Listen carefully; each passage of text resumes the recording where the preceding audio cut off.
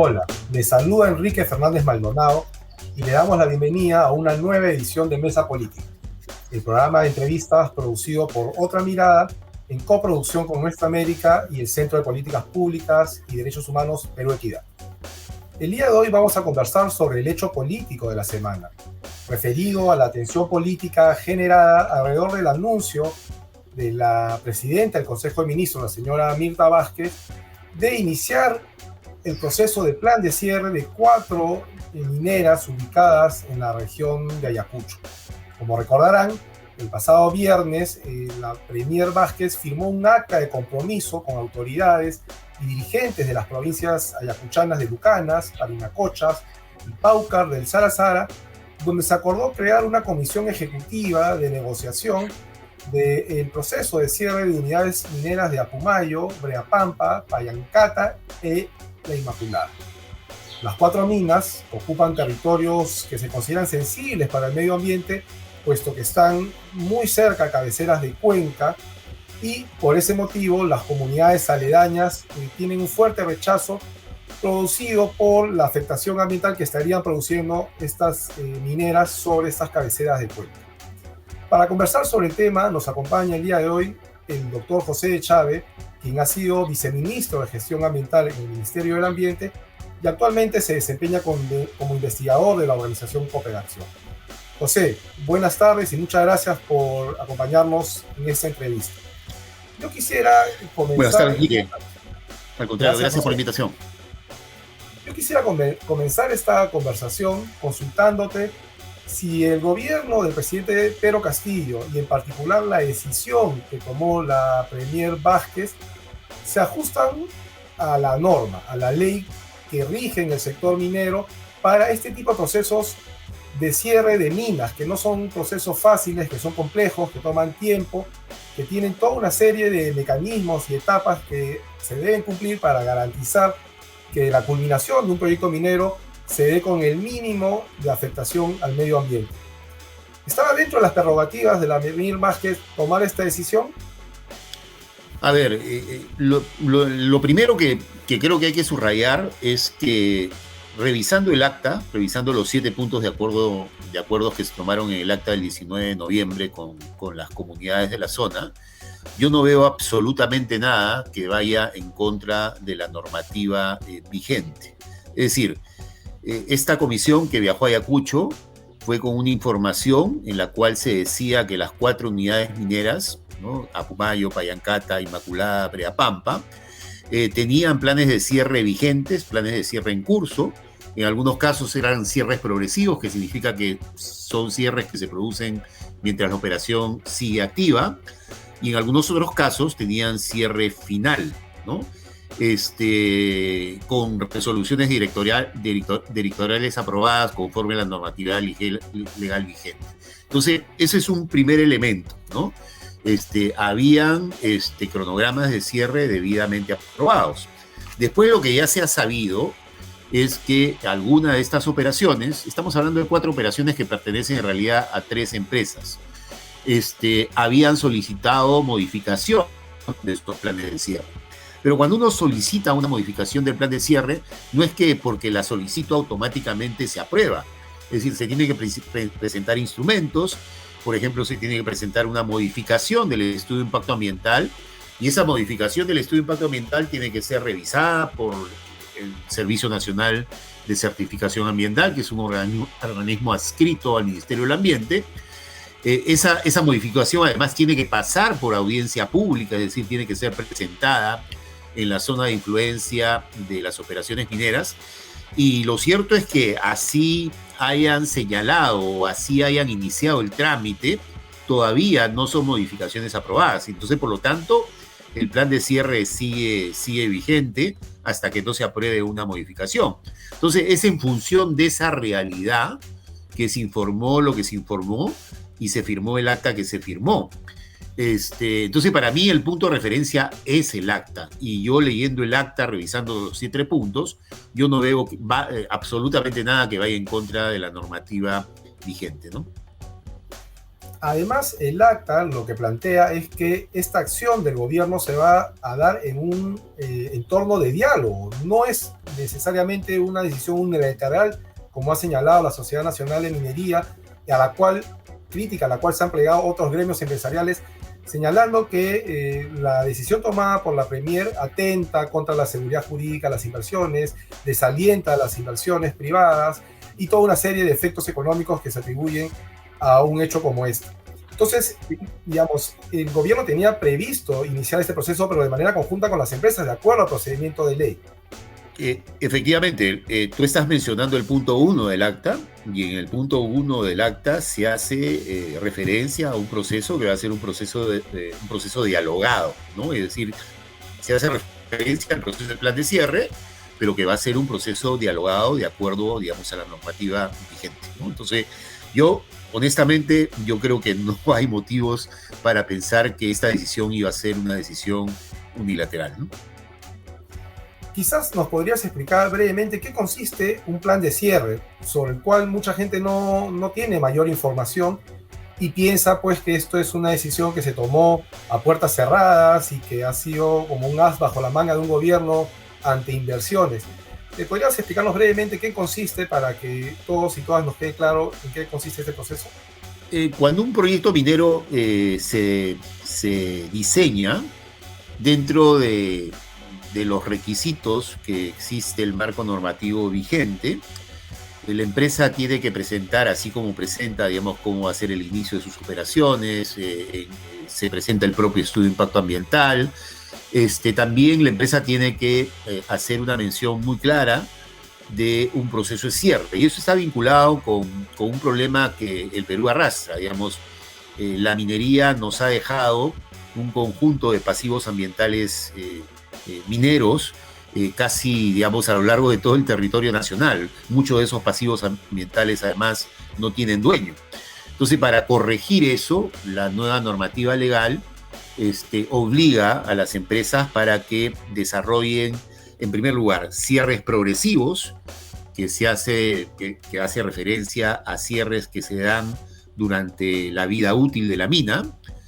Luego el segundo momento son los cierres finales, que es cuando la mina ya está terminando su vida útil. Y hay un tercer momento que es el post-cierre, es decir, las actividades que la empresa tiene que desarrollar para recuperar la zona que ha sido intervenida y no dejarle al país un nuevo pasivo ambiental minero, ¿no?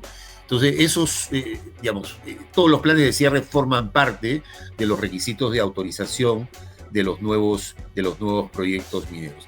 Y es cierto, como mencionamos al inicio, que en este caso las 4 unidades de operación tenían cierres progresivos en curso, en algunos casos tenían cierre final.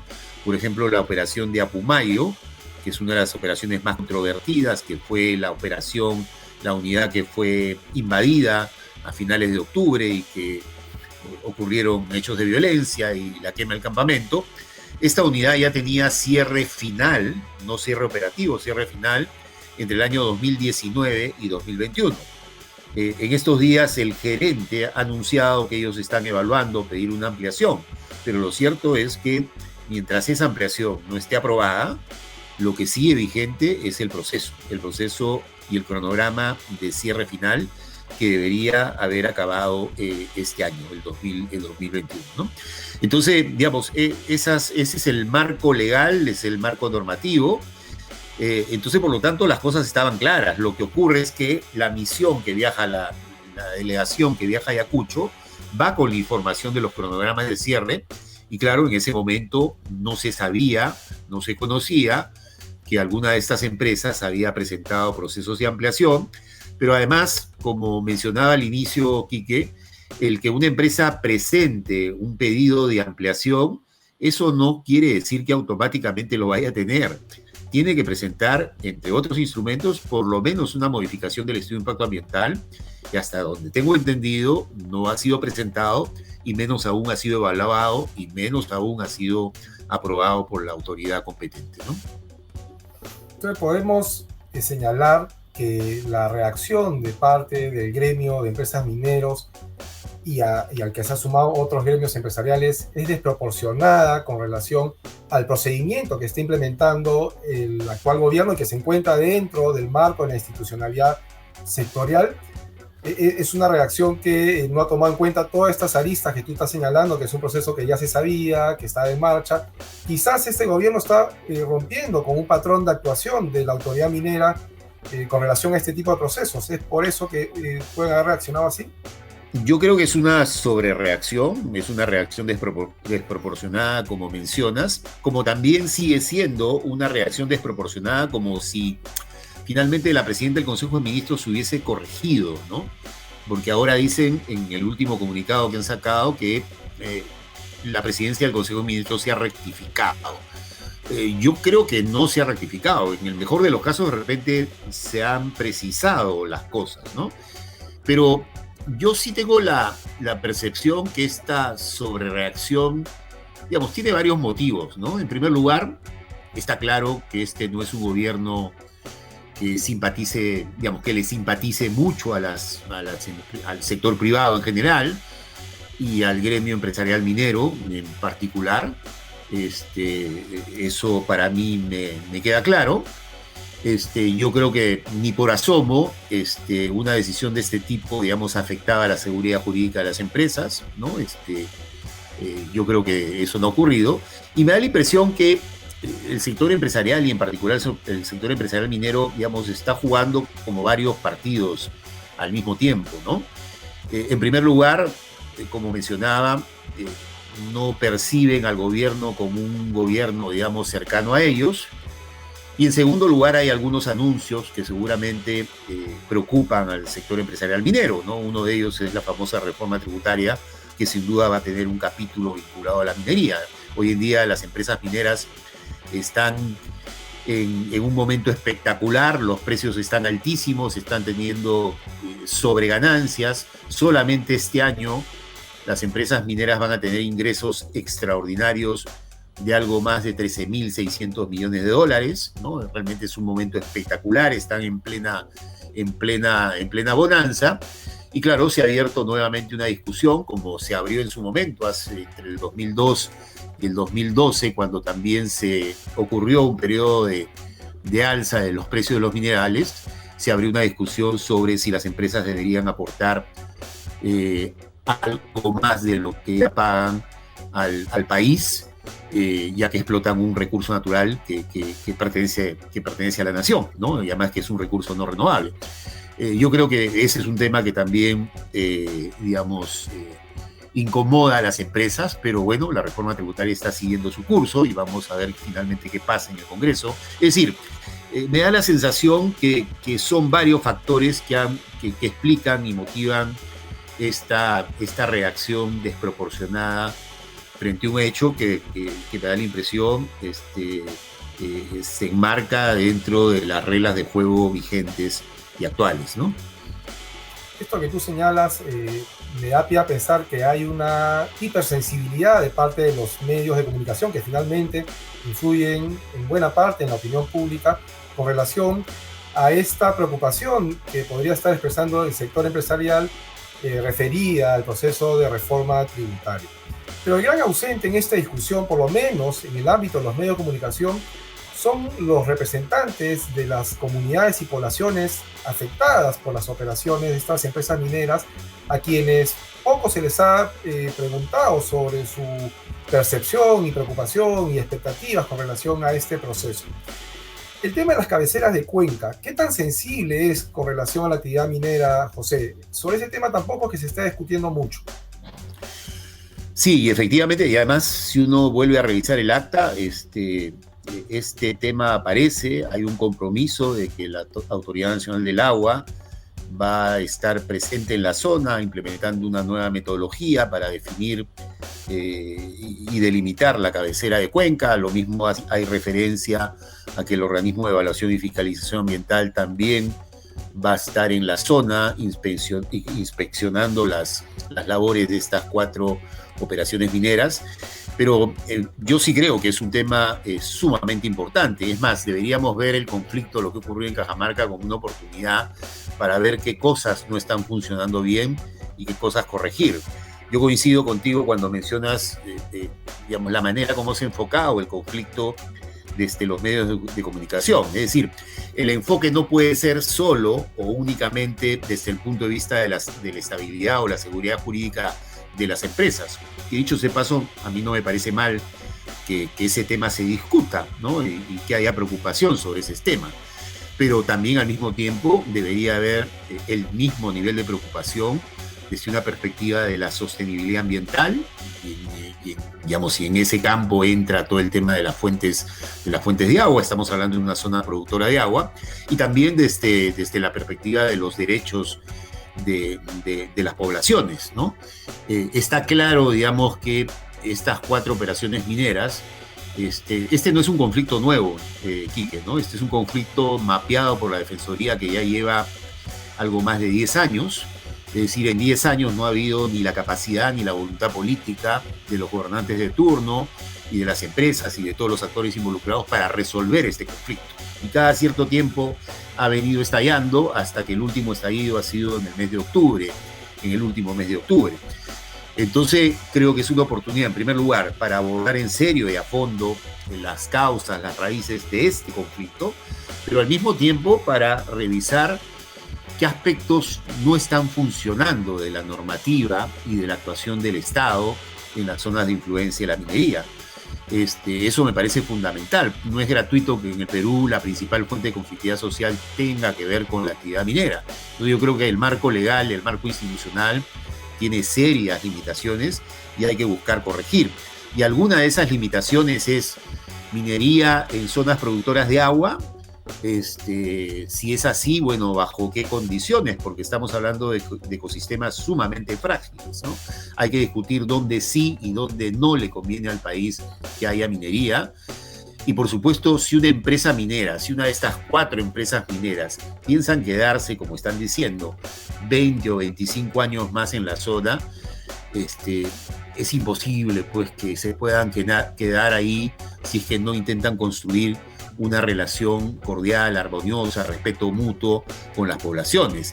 El mensaje a la población no puede ser, estas son las reglas de juego, porque algunos han pretendido enviar este mensaje, ¿no? Las reglas de juego hay que respetarlas, pero el mensaje a la población no puede ser, estas son las reglas de juego, y si las empresas se quieren quedar 20 años más, no se puede hacer nada, el Estado no puede hacer nada y las poblaciones no pueden hacer nada, tienen que aceptarlo. Si esas son las reglas de juego y el Estado no tiene instrumentos para hacer respetar los derechos de las poblaciones y de los ecosistemas, bueno, hay que cambiar las reglas de juego, hay que ajustarlas, ¿no? Entonces, por ahí yo creo que están un poco algunos de los mensajes de este caso y de este conflicto, que repito, no es algo nuevo, viene ocurriendo desde hace 10 años en el sur de Ayacucho, ¿no? Esto último que tú señalas me parece bastante lúcido y pertinente. Toda cuenta que no va a ser el último conflicto en zonas mineras que vamos a tener en nuestro país. Y bien señalas que hay que revisar todo el marco institucional jurídico que se ha venido implementando para promover la inversión en industrias extractivas, pero creo que hace falta una pieza en este rompecabezas que no lo has mencionado, pero estoy seguro que lo has pensado, lo has reflexionado y has escrito bastante sobre el tema, que tiene que ver con el famoso ordenamiento territorial que tanto se reclama en nuestro país, sobre el cual se regresa cada cierto tiempo, pero que a la fecha no existe. Y eso permitiría precisamente identificar en qué zonas es viable la actividad minera con sostenibilidad sin afectación o una afectación mínima sobre el medio ambiente y en cuáles no. ¿Qué me puedes decir al respecto, José, por favor? Sí, totalmente de acuerdo. Yo creo que es una política fundamental y a eso me refería cuando creo que en el país se tiene que discutir en serio y a fondo y con instrumentos, con políticas públicas, dónde le conviene al país que haya minería y dónde no. Y eso se traduce en instrumentos y en políticas públicas y en concreto en una política que se llama ordenar el territorio, ordenamiento territorial.